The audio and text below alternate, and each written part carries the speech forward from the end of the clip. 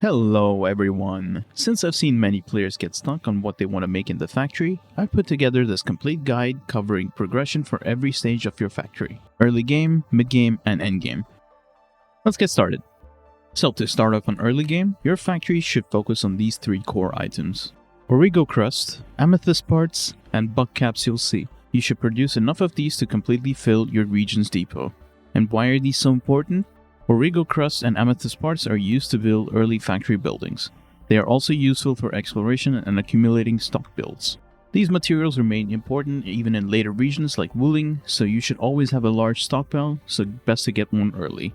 And then finally, Buckcapuses are your best early money makers. They sell for the highest amount of stock builds at this stage, and they can also be used in gameplay to heal your operators automatically when needed. This combination keeps your progression smooth and prevents your factory from stalling. After hearing this, you might be wondering, will I have enough power for all of this? Just place thermal banks and feed them originium ore, and each originium ore gives you 50 power and is the most abundant source early on. This lets you scale your factory without waiting on producing batteries. One output port can feed up to 4 thermal banks at once, for a total of 200 power per output port.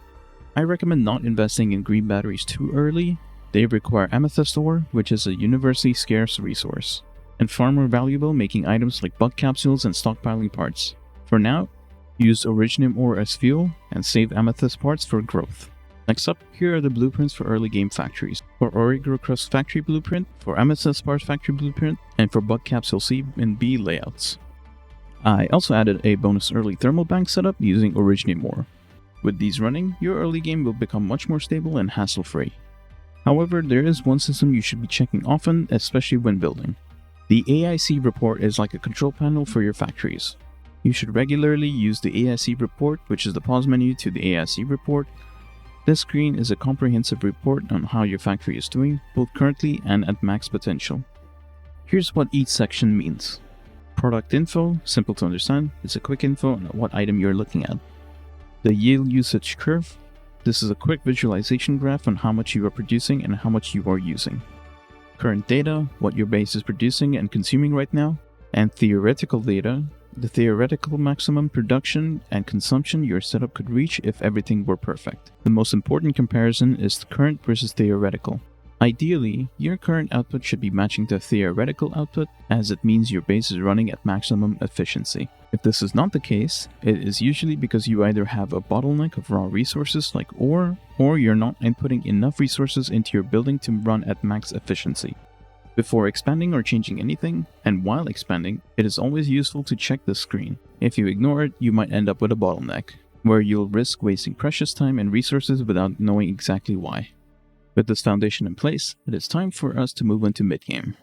In mid-game, your focus shifts to SC and LC batteries, which is green and blue, and Bug Capsule B.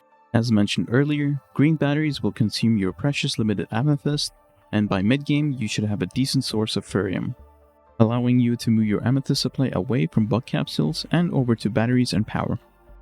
Blue batteries require ferrium ore, which becomes available after completing Process 3 of Chapter 1. You can mine ferrium in Originium Science Park, Origin Load Spring, Power Plateau, and the Hub, which is unlocked at Region Level 4. Once you unlock ferrium, this is where your factory enters mid-game. SC batteries are important because they can power your entire factory throughout mid-game, and they sell for a solid amount of stock builds in the outposts. To make mid-game production run smoothly, aim for these conditions. Unlock at least half of the area expansions, unlock at least half of your depot nodes, and secure enough mineral beds to match your production needs. The factory expansion is tied to the AIC Steward, which you unlock through the story progression. Keep an eye out for Andre's messages, as this is what allows you to place for larger layouts and scale your base properly. For SC battery production, use this blueprint approach. The layout produces 6 batteries per minute. It should power your entire valley for production during mid-game. It generates strong stock build income for leveling outposts. At this point, your factory stops being supportive and becomes the main engine of growth. Spend the stock builds you generate regularly on new sources of more stock builds, like depot nodes. While it is tempting to buy resources in stock redistribution, you'll thank yourself later when you snowball faster. Once you have placed down all the mining nodes and have a decent amount of regional development, you can consider yourself in endgame, and once you're here, everything largely revolves around 2 items. Purple Batteries, and Buckcapsule A. To unlock these, you must complete Chapter 1. Both require sand leaf, which becomes one of the most important materials in every major layout, including wooling. Purple batteries are extremely powerful. Just a few of them can power your entire AIC. Before scaling into endgame production, make sure your factory meets these conditions. All area expansions unlocked, and all bus expansions unlocked. Endgame production takes a large amount of space, and efficient use of that space is reliant on the maximum amount of bus ports and unloading resources. Here is the HC battery blueprints layout.